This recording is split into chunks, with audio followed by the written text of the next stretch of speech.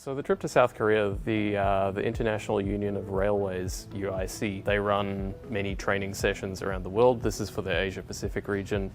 Korail is one of their big partners, the Korean Railway Corporation, and they run most of these training sessions. So I went there to attend on behalf of then ACRI, now NTRO Rail. I think most interesting for me was seeing all of the energy that goes into research and development at the Korean Railway Corporation. They presented us with lots of information about all the different R&D projects that they have, and it was great to see. There were a few that stood out. There were various things like a system for people working on the railways doing railway maintenance to make their presence known to trains.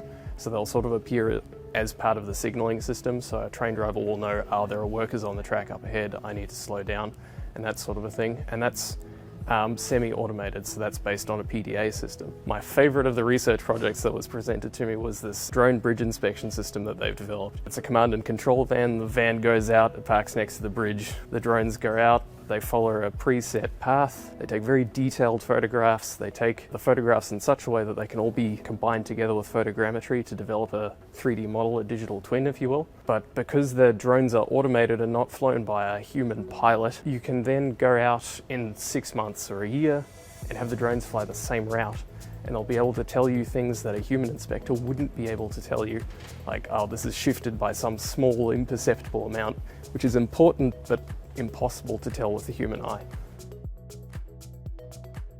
So I saw the transport system from two sides. The one side was sort of the customer facing side. It was very quick, it was very reliable, it was very clean, it was just overall very pleasant to take public transport in Korea. The other side is the support facilities that I was shown as part of the training session. At the stations themselves there are control rooms and stuff like that, so it'll be, some of it is train focused and some of it is platform and human safety focused.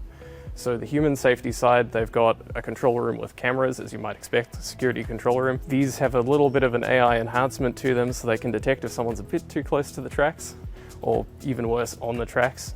And they'll send an alert and they'll play a warning over the speakers nearby to please clear the tracks. But then we were shown a control room for the entire country. It's a large room with a monitor that wraps all the way around that shows you the signaling situation for every track in Korea, which I thought was just amazing that it's all so centralized and so controlled. At a session such as this, people are discussing these are the problems we have in the rail space in our country with respect to whatever the topic is. In this case it was safety, so what are the safety concerns we have in rail in Malaysia or in Kazakhstan or in Georgia or what have you.